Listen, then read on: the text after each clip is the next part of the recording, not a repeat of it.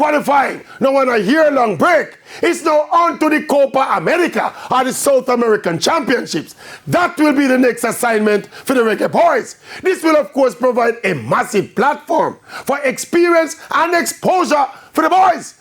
Big tournament, world-class teams, including world champions Argentina.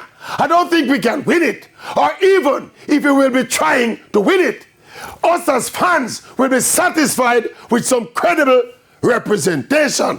Play some good football, get to the second round, and keep the Reggae Boys brand active. Importantly though, we should not lose sight of the bigger prize in qualifying for the World Cup.